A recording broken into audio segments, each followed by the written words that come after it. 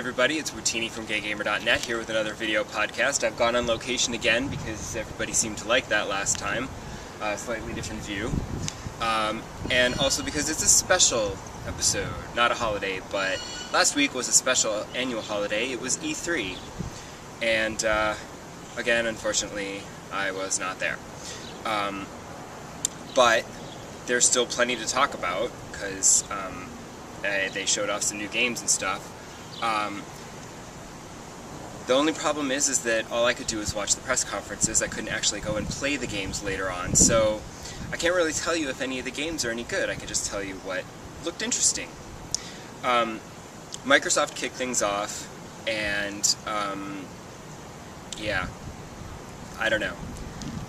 The problem with Microsoft is that they tend to do their press conferences with lots of spectacle, and they have special celebrity guests, and, you know, it kind of distracts when I kind of wish they would focus on the actual game sometimes. The only things that caught my eye were the Nike Plus fitness game, which, you know, could be really cool, but again, it just depends on how well they get the sensor to work, because the fitness games can be really good, and then sometimes they can be really bad. Specifically with floor moves, with the UFC game, trying to do push-ups and sit-ups and stuff, it doesn't always register them, and it's kind of irritating.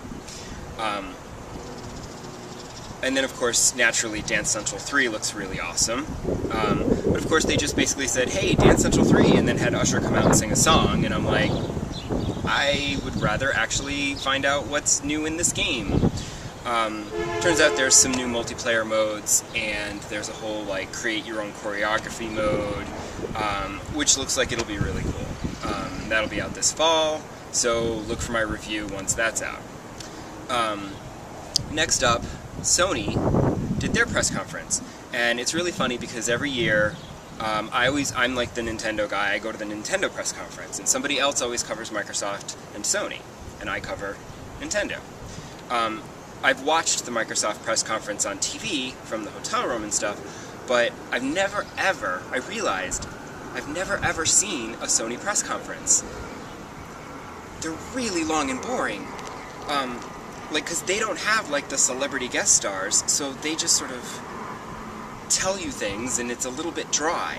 Though I will say that Sony showed off some games that looked interesting, especially their lead game, which was Beyond, and that looks really good. I mean, I love Heavy Rain, so, like, I'm super excited to have another game by Quantic Dream. I'm on that. And of course they closed with The Last of Us, which I'd only heard like snippets and bits and pieces of, so I didn't really know too much going into it, but the trailer looked really amazing. A little violent, but hey, it's an apocalypse. You gotta do what you gotta do, right? And then, but wait, I have to mention Sony. I was very surprised. Microsoft didn't really put a big push on the Kinect this year. Last year it was all about the Kinect. This year they kind of said, no, we've still got some Kinect stuff, but they weren't pushing it as hard as they have been. So when Sony came on, I was really surprised when they mentioned Move, and I'm like, really? Like, I thought they would have just said, no, never mind. But now they're actually trying to get it to work with what they're calling Wonderbook, which is basically an augmented reality book, and you buy the book, and you put it in front of your PlayStation Eye, and you use your Move, and it was a Harry Potter book written by J.K. Rowling, where you learn the spells of the Harry Potter world with your magic wand Move controller.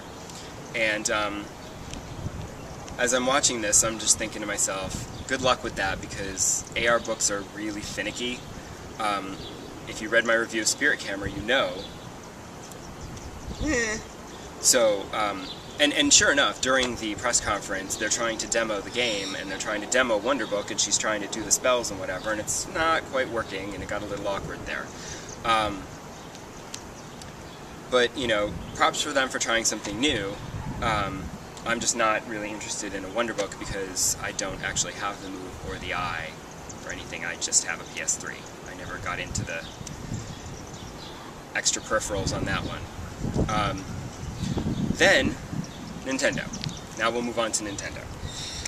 With Nintendo, you had the Wii U, which was the big thing. I mean, last year they announced it and revealed it, but this year they're like, okay, here's the final configuration of hardware, and this is exactly what the gamepad controller is going to look like, and, you know, here are actual games. So, that was my biggest regret, that I wasn't at E3, because after that press conference I couldn't go over to the Nintendo booth and have an appointment and actually play with the Wii U and really see how that controller works in an actual game.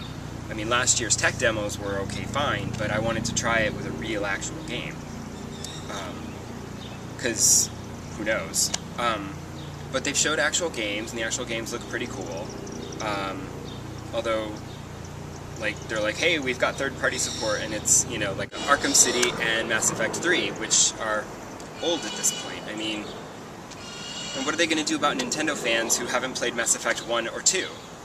I don't know, it just seems weird, but, you know, I mean, it looks like it could be a really cool console, and I love some of the creative uses of the touchscreen, and hopefully we'll have actual creative uses to the touchscreen like we did with the remote, and not just, you know,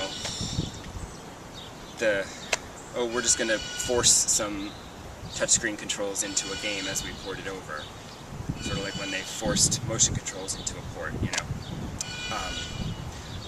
My main problem with Nintendo, like, I was super excited to see all the Wii U games and everything, and that was really great. And they had so much Wii U to talk about that they actually had to put up a separate half-hour video where Wada-san actually broke down the controller in even more detail and the game, you know, the system and everything. And they only had time during the main press conference to do 3 3DS games, and they said, we'll have another hour-long press conference about 3DS games later, so come back for that. And, oh my god, like, there was one major omission in their 3DS press presentation. I mean, first of all, everything they talked about was games we already knew existed. Though I was really excited having seen footage from Paper Mario. That looks like it's going to be really, really, really good.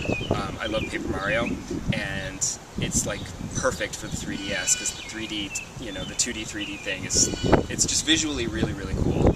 And there's actually a trailer on the 3DS eStore that you can download in 3D, and it's really cool. And that's a great way to see exactly how great it's going to look when it comes out this fall, I guess, maybe.